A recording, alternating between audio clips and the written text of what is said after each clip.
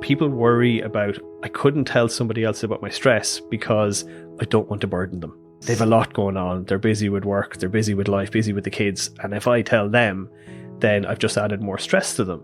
But often, because of this fast pace of life, those other people could be going through the exact same stresses. And they don't see it as a burden. And they're worrying about, Paul doesn't seem to be doing great. I wonder, is he all right? And it's a burden that we don't tell them. Or they could feel a sense of connection of, yeah, look, I feel the same way too.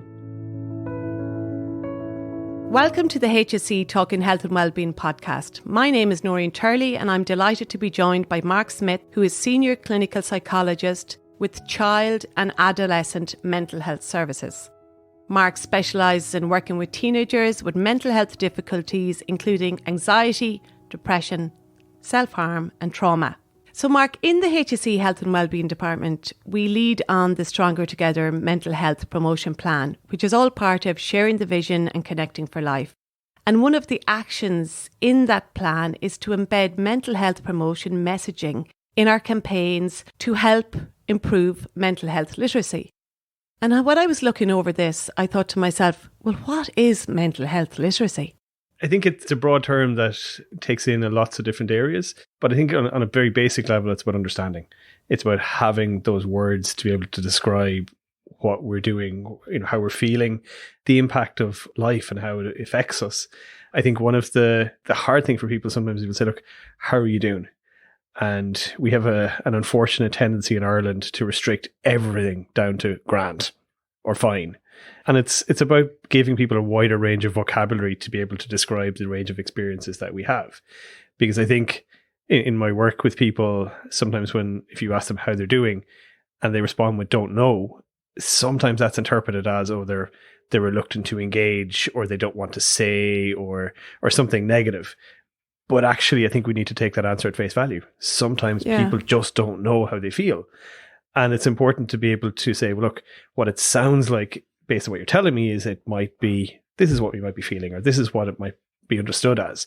And to take that as a beginning point is that at least they have a sense of connection of, okay, so what I'm feeling makes sense. I'm not the only one. And I think that's an important part of literacy is that there's an education piece that each of our individual experiences, while they are individual, they're also something that lots of people experience. And I think one of the things that really people can struggle with their mental health is a sense of isolation and loneliness.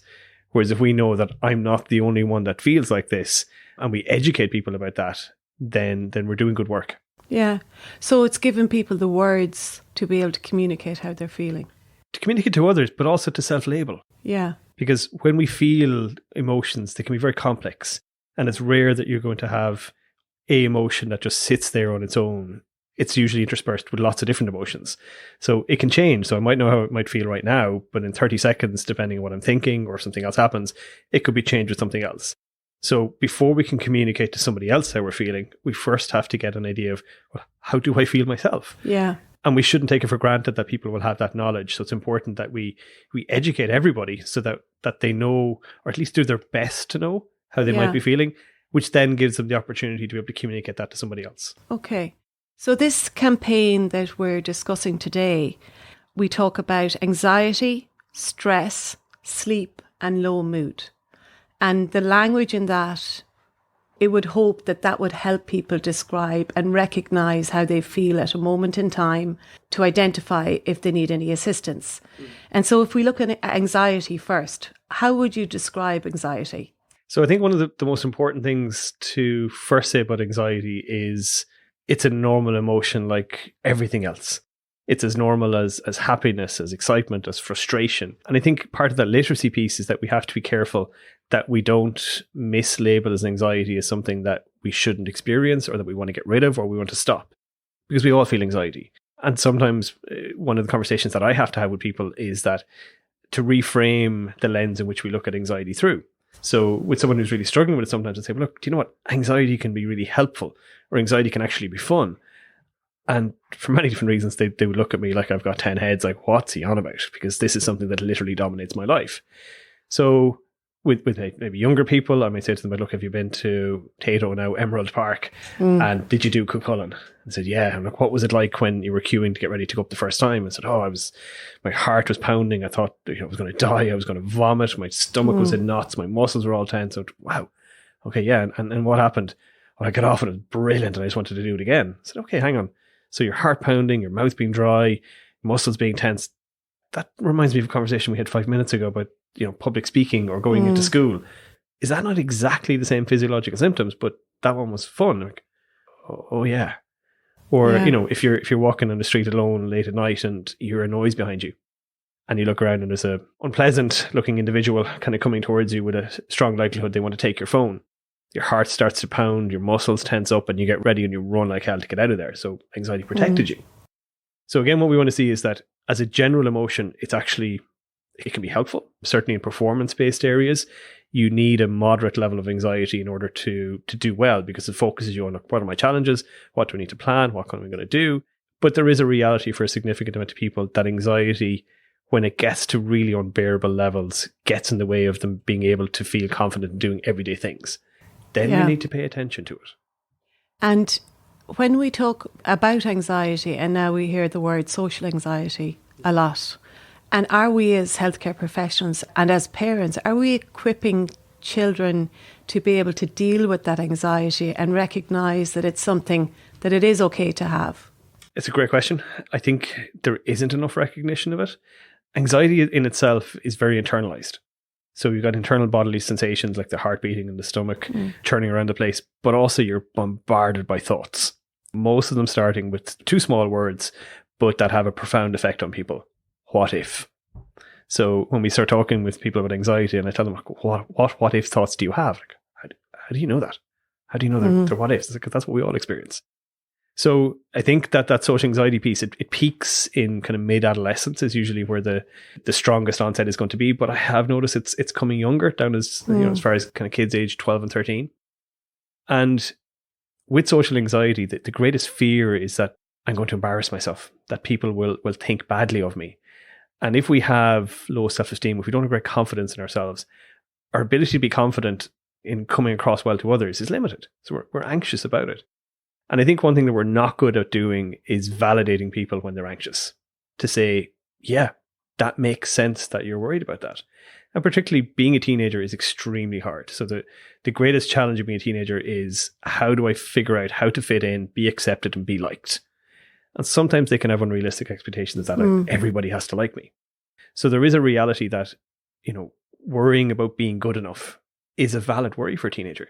But we do, unfortunately, use reassurance or try to use reassurance too much when people are anxious. Say, it'll be grand, you'll enjoy yourself, loads of people will talk to you. But of course, that's not reality. So we do have to get better at recognizing that if that gets in the way. So social anxiety in itself can really get a hold of someone to the point where it stops them engaging. They stop going to the GAA, they stop going to music, they stop going to school, they stop leaving the house. Yeah. Because at its core, social anxiety is a fear of people, a fear of judgment, a fear of what will people think of me. So when it gets to very extreme levels, the person just tries to avoid people because that idea that they might embarrass themselves and make a fool of themselves in front of others gets so anxiety provoking. The only way that they can think to cope with that is to try and avoid.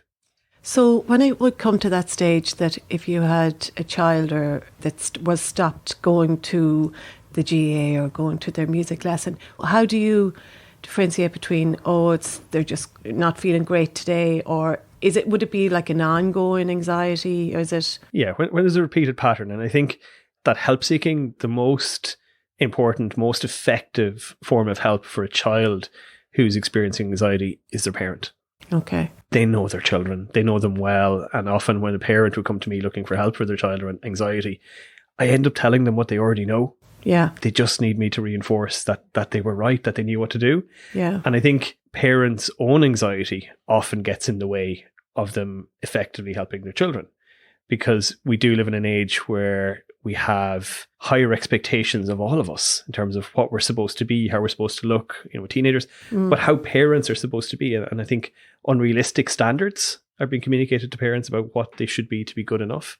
And I often reference back to when parents, when they have the babies first and the baby cries and they look at it, especially your first child. I've 3 of my own, and you go, I have no idea what's wrong. This could be wind, there could be poo coming, they could be tired, they could have a pain, and they can't tell me what it is. And you know what? I'm going to guess. I'm going to figure out as best I can to what will work for this baby, to try and soothe them, to help them through it. And if that doesn't work, I'll try something else. Yeah. And they do it. And they do a good enough job. But unfortunately, when they get preteens and teens and they're still distressed, parents suddenly lose confidence in their own ability to know their kids, even though as children they couldn't verbally tell them. So I do think it's really important that we actually empower parents more and we support them more, because their own anxiety is about worrying about how are they going to be judged by others. If my kid doesn't go to school, does that reflect badly on me as a parent? Am I being seen as not doing a good enough job? So when we get anxious, be that a child about going to school or a parent anxious about how am I perceived as a parent, we feel insecure about that. But we don't just keep that to ourselves, we project it onto others. So I'm going to take my insecurity about am I good enough as a teenager, as a parent, as an adult in work, whatever it's going to be. And I worry and I think that this person is thinking about me and thinking negatively. So I'm going to project that out of me onto them and assume that because I'm thinking it, because I feel it so strongly, they must be thinking of that about me too. So when we get anxious, we make lots and lots of assumptions that make sense why we worry about them, but they don't always stand up to scrutiny. Okay. And if somebody is going through that, then what are the 3 things that they should do if they are feeling anxious? So it probably depends more on age, how you're going to respond to that, because, for a young child, it's going to be very difficult for them to self-validate and say, look, it makes sense that I'm anxious, because they may not have, more than likely don't have the words to actually recognize that it is anxiety or they're nervous.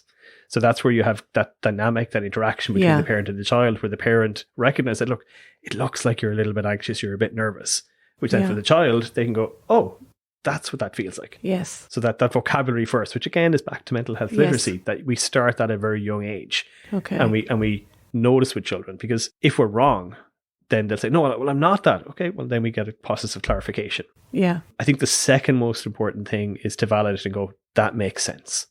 So you have a child who's worried about a final coming up or a test coming up, and to not go back with reassurance, because when we're anxious, everything that we're anxious about is theoretically possible. Yes. But what happens is that it's like looking at the possibilities through a magnifying glass. We magnify our belief in how likely we think it is to happen.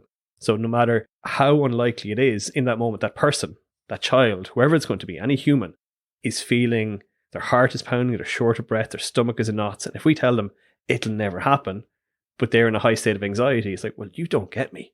You literally don't understand how I feel, because I don't feel grand. So it's important to say, look, what you're feeling makes sense. What we also want to do is then talk about what's a justifiable response. So every time we get anxious, we can't not go to work. We can't not go to school. It's how do we survive the anxiety? How do we do it anyway? And one of my favorite quotes in this area is by Robert Frost, saying anxiety, the best way is through. Because once we allow anxiety to run its course, it will pass. Yeah. But often we don't believe that it will, and we think it'll keep rising and rising and rising, and we'll feel worse and worse and worse. So we get away from it quickly. We get away from the situation that's making us anxious, and we think, oh, okay, relief. So the heart slows down and I don't feel as nauseous. And unfortunately, what we cognitively believe is if I didn't get out of that situation, something catastrophic would have happened. So thank God I got away from it. So we feel relief. Unfortunately, that sense of relief is what we end up chasing. So the next time I'm in that situation and I feel really anxious, I think, how did I feel better last time? I got out of there. Yes. And then suddenly a pattern of avoidance develops and we become reliant on avoidance as a way of coping.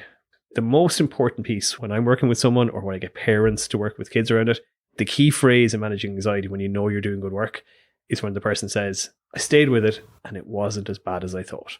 Okay. Because anxiety on a cognitive level will only make catastrophic predictions.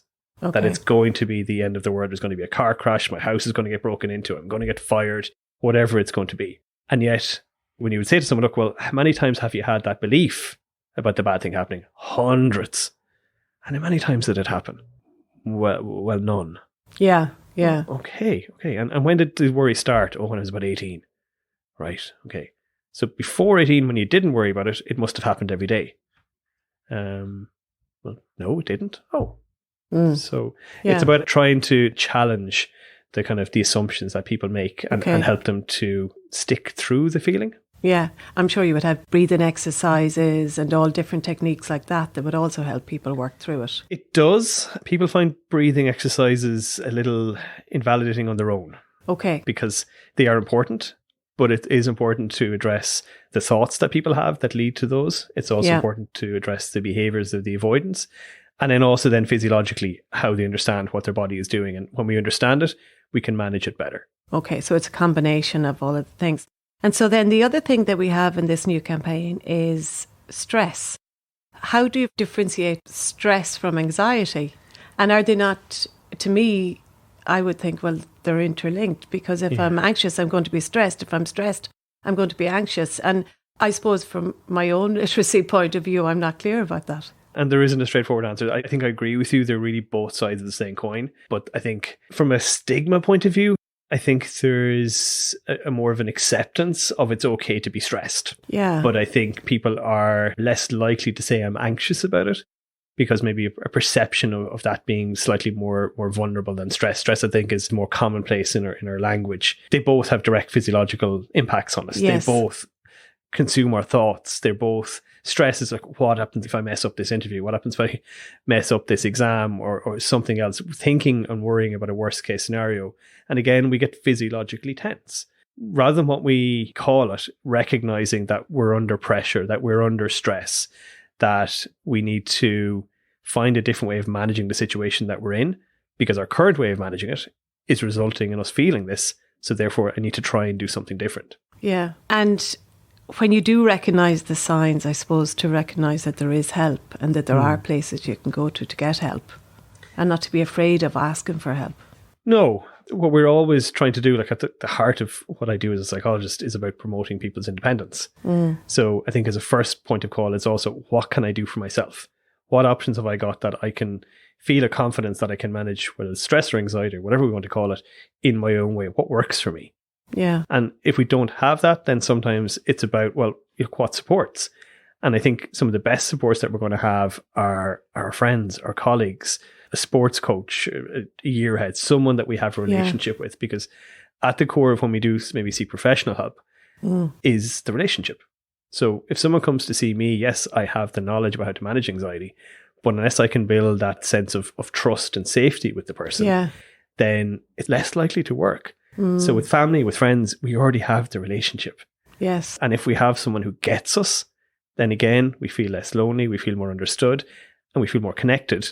And that's going to reduce our stress. I have somebody that can literally listen to me. And I think we shouldn't underestimate the power of just having someone who listens, who doesn't have to have particular skills in CBT or psychological techniques to manage something. Yeah. I had a young person once who, it was one of the proudest moments I had. She was very anxious and very worried about offending all the time and would constantly say sorry. And one day when she was leaving my room, she said, "Look, Mark, I don't mean to offend, but so basically your job is I come in and I unload all my stuff onto you." She used a different word, but we won't put a bleep in for it.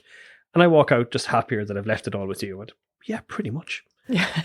But, that's not a skill unique to psychologists. Yeah. That can be friendly and families who literally just sit there and don't judge. They just unload and it feels safe. So having those people around us, having those connections is one of those things that we can do. But I think it takes a certain degree of strength and bravery to feel that. And one of the things that gets in the way when we talk about stress is that people worry about, I couldn't tell somebody else about my stress because I don't want to burden them. Yes. They have a lot going on. They're busy with work. They're busy with life, busy with the kids. And if I tell them, then I've just added more stress to them. But often, because of this fast pace of life, those other people could be going through the exact same stresses. And they don't see it as a burden. And they're worrying about, Paul doesn't seem to be doing great. I wonder, is he all right? Yeah. And it's a burden that we don't tell them. Yeah. Or they could feel a sense of connection of, look, I feel the same way too. Yeah. So I think we need to try and work on that ourselves, where we don't see it as a burden, but see it as an opportunity to be connected to somebody else. And that listening ear in itself, I think, is one of those first steps. Yeah, not to be taken for granted, I suppose, just to listen to people.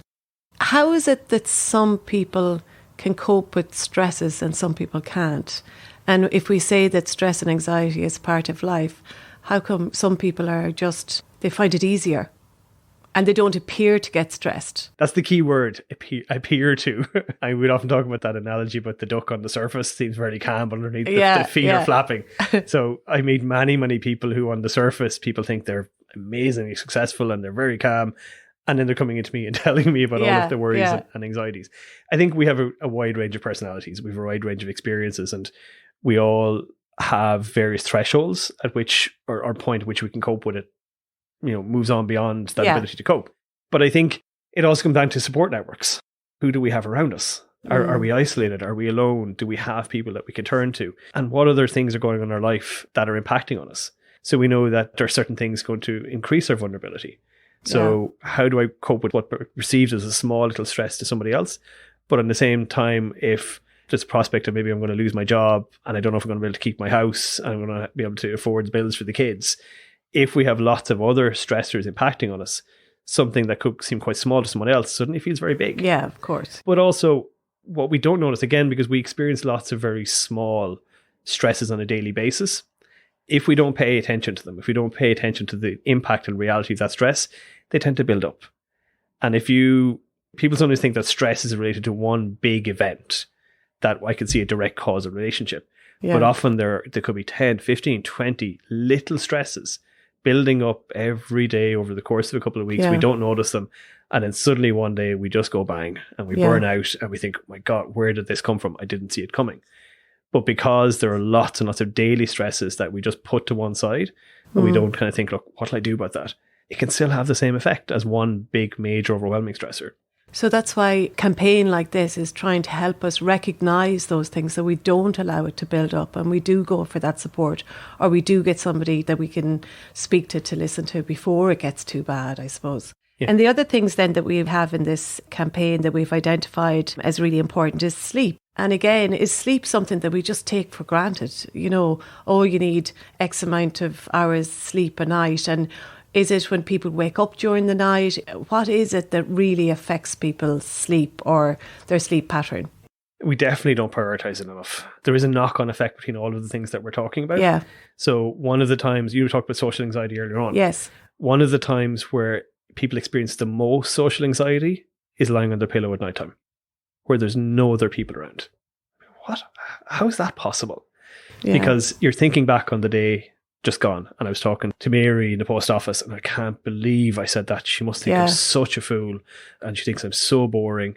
And then tomorrow now I've got to go here, and how am I going to talk to this guy because I've nothing to say for myself, and if I do, he's going to think I'm full of myself. So with social anxiety, we're thinking about what happened and what's going to happen. Yeah. And our brain is just flooded with it because at nighttime lying on the pillow, we've no distractions.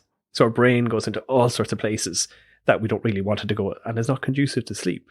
So what do we do about that? How do we stop that happening? So it's not about stopping it. You can't stop these things. You can't stop our brain and tell it not to think. And as a strategy for, again, managing anxiety or stress, thought stopping doesn't work. Because if you tell someone, don't think about a particular thing, and the example we normally say is, don't think about a pink elephant. Don't see a pink trunk and pink legs and big pink eyes and pink feet. The person's saying, well, they're seeing it. So I'm going to be seeing them the whole way home now. Everything will be pink. But I think we underestimate, in terms of managing stress, managing anxiety, we have to have energy to do that. Yeah. It takes energy to manage the daily stresses of life and anxiety. And one of the main sources of energy outside of food is our sleep. Yeah. It's literally where the body learns to regenerate so it can go again. Back to maybe times where we're emphasizing productivity and it's time that I've wasted.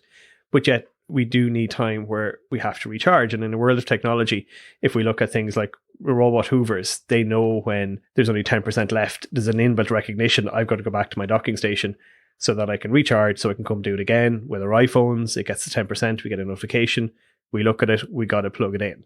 So we treat technology with that recognition for it to work efficiently. It has to be charged. With electric cars, if we decided that today I'm going to drive to Cork, and I look at the electric car and there's 40 miles charge left in the battery for the car, we wouldn't expect to set out on that journey and reach Cork. Yeah. We'd recognize rationally that's not going to work. I got to charge it, and I got to charge it enough that it can reach that destination. We also need to do that with our bodies, with our minds. We need to give them time to recharge so that we can get up the next day and manage everyday life. It is a requirement. Yeah. And sometimes we get people who talk about, I'm really struggling with irritation. I'm a bit more anxious, a bit more stressed. I'm really struggling to concentrate. And you have a conversation, look, how are you getting on with the sleep? Are you getting much? No, I'm probably not getting off till 2 a.m. and then I get up at 7 and I go on to go. Well, of course, how could you concentrate? Like your body is not given enough time to recharge. You have to give yourself permission, I think, sometimes to go, you know what, I need to go to bed now, because otherwise I'm not going to be able to perform as well as I would like to. Yeah. And then we're less critical and harsh on ourselves the next day because we know that I didn't get enough sleep and how could I expect to do as well? Yeah. So if we're less critical, we tend to be less stressed and less anxious because we can make sense of it. So it's both giving permission and prioritizing sleep as something that's as integral to what we do every day as it is to how we talk to people, how we function at work, how we do in school, that they're so intertwined with each other that you can't expect success in one without actually having enough of the other. So it's completely underestimated, really. Sleep is completely underestimated. One of the things I wanted to ask you about as well is, do you think worldwide, are we telling the story of mental health and mental well-being better than we did? Or are we giving people space to be able to admit that they're having issues with their mental health? How many hours have you got to answer that question? I guess that's another podcast, is it? It is. I think we've got a lot better. Yeah. We've definitely got a lot better from decades ago where the conversation would have kind of start and end with his nerves are at him. Yes. And that covered everything. But it was such a small sentence, but so stigma provoking. Yes. That covered so many things. So I think in terms of differentiating and knowing and being accepting that it's okay, we've got much better at it. But then at times, sometimes it's become so commonplace in language that I think it's gone too far. Yes. So that's interesting that you say that, because I have, as a parent, I've got 4 teenagers, and they will always talk about anxiety and social anxiety and things like that, and they have no problem using that language. But then is it that everybody is labelled with something? Yeah, and it just comes up as a significant source of frustration for people that I see in the mental health services, where they will hear phrases in real life or on TikTok where, I'm very OCD about my bedroom. Yes. And that's not really helpful to go that far, because it really invalidates that how debilitating OCD is and how much it takes over someone's life to the point that they need, professional support for it. You can't be a little bit OCD. Yeah. You have OCD that really significantly impairs your life, or you don't have it. You just like things to be in their place, and that's okay. Yeah. Or, I'm really depressed because Liverpool lost at the weekend. Yeah. No, you're, as a Liverpool fan, I can empathize, sad, frustrated, annoyed, but I'm not depressed. They're not the same. So we also need that literacy of sometimes it's okay to feel sad, frustrated, angry, to have a justifiable and proportionate emotional response to something stressful, like being a Liverpool fan, and that's okay. But that if we start using words like I'm depressed because Liverpool lost, it's not a proportionate or accurate response to an event. And that also then it's communicating to somebody else who really is quite impaired because of depression that the two experiences are the same, and it's not. So I think it's underestimating their actual OCD or depression or whatever it is. It's saying that our experiences are the same. Yes. And they're not. So being sad at your team losing, absolutely, that's proportionate, that's justifiable, that's understandable. But to say you're depressed because of it isn't. Yeah. But, if you have, again, back to that maybe that sense of, I've just lost my job, I'm about to lose my house, my marriage is broken down, and I've been struggling with my mood, my motivation. I don't want to get out of bed. I have no interest in eating, and I'm quite irritable. And that's been happening for a couple of weeks, and I'm quite depressed about it. That makes sense. That's how you would expect someone to feel with all of those life stressors going on. Yeah. So we have to be careful that we do talk about it, but in a measured and accurate way, and not that it's a throwaway remark, because we don't know how that could invalidate or hurt somebody else. Absolutely. So it just shows with the extremes of how we use the language, how the mental health literacy is so important. So that's really interesting, actually, and I haven't thought about it like that before, the way that people do throw out these words as a validation, which it's not really, for inaccurate examples. The other one in the campaign that we wanted to discuss today is about low mood. And again, I can see now from what you're saying, they are so all relatable. The anxiety, the stress, the sleep, and then the low mood. Can you have one without the other? I think particularly with mood and anxiety, they're so interrelated. Yeah. So if we get really, really anxious about maybe that social piece, about going out and interacting with people, and we withdraw from life and we stay in our room, we don't go out as much, we've less opportunities to do enjoyable things. We've less opportunity to connect with people. So therefore, if we have less of those enjoyable opportunities, we feel a little bit lower. We feel disconnected. We feel lonely. If we're feeling, really quite low in our mood and not motivated to go out and do something, then we lose confidence. And if we want to try and do it again, understandably, then we feel anxious about doing it because we've lost confidence. Yes. So they're going to impact on each other. Yeah. And I think we don't want to get too caught up in labels at times, because they are also connected, and what's going to work for maybe mood is also going to work for anxiety. Yeah.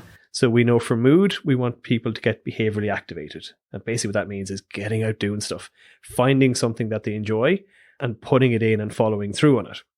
So for someone who's anxious, they will withdraw, they will get anxious with doing something. So we need to support them to follow through on it, which again is behavioral activation. And I think what's important maybe when we've got low mood is that sometimes people will think, okay, well, when I'm motivated and when I don't feel low in my mood, then I will do it. But it doesn't really work that way, because we don't find motivation. We don't kind of wake up one morning and decide, right, I flicked the switch and now I'm motivated. So I think what's important is that sometimes we recognize what we need to do rather than what we want to or feel up to doing. And what happens is after we start doing it, the motivation comes back, because we feel like, oh, hey, look, I did that. Yeah. And that was, I felt a little bit better. Not amazing, not bouncing off the walls with happiness, but a little bit better. Maybe I'd like to do that again. And there are a lot of supports available for people on yourmentalhealth.ie. And there's such a range of different supports. And we've got online cognitive behavioural therapy. What is that? So CBT is looking at our thoughts and our behaviours and how the interaction between both of those impact on how we feel. Okay. So what we want to be able to do with someone, either for them to be educated themselves through a self-guided CBT program, is to identify maybe where they might have particular thinking styles that might hold them back from doing something. So maybe in that case of anxiety, where they think catastrophically. Yes. That it's going to be the worst case scenario, or they think in a black and white way that it's either it's fantastic or it's the worst. So how those kind of thinking styles can impact on how they might interact with the world or see other people. And then looking at kind of behavioral patterns where maybe avoidance is something that's maintaining their anxiety or their low mood, and identifying ways to challenge that or do something different. So for lots of people, some of those guided self-help programs or self-help books just give them that information, and they go off and they do it, and they can make those changes. Then at a different level, through some of the HSE offerings, like with Silver Cloud, there are kind of supporters built into it that will check in and maybe give some clarifications, a little bit of guidance that allows that little bit of support. Yeah. And for a lot of people, that is enough. And there have been a lot of people supported by that over the last couple of years in particular, especially with COVID. We saw a big increase in people accessing guided self-help through CBT because we weren't allowed to meet with each other. Yes. So out of necessity, we had to develop more of those offerings, and people got used to it more. Then for a smaller amount of people, again, coming back to that piece about the relationship, they will learn those coping mechanisms through CBT, through that relationship that they would have with maybe a psychologist or a counsellor, and help them to kind of to tease it out a little bit and to guide it. So I think the important part with that is that early intervention is always key. About getting that help early, be that through that self-help and guided CBT or through early intervention. So we know for things when they're in a mild range. By mild, what we mean is that they're not impacting us really every single day or dominating our lives. In those kind of scenarios, usually a couple of sessions, kind of 6 to 8, usually will really help someone.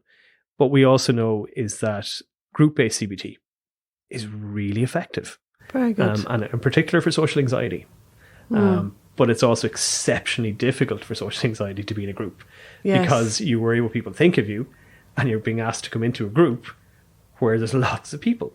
Yeah, I didn't actually even know there was. There is. So CBT. So one of my colleagues and friends for many years has developed a Social Anxiety Ireland program that has been running for probably 20 years. There's fantastic research behind it, and has now emerged into adolescence as well. But even if someone is anxious about getting help for social anxiety, it's also one of the safest places you could ever be, because everybody else there is so worried about what they'll think of them. Nobody has time to be thinking about you too. But I think in any group-based intervention, be that for social anxiety or low mood or wherever it's going to be, one of the principal benefits is that you're sitting in a room looking around at all these people who look just like you.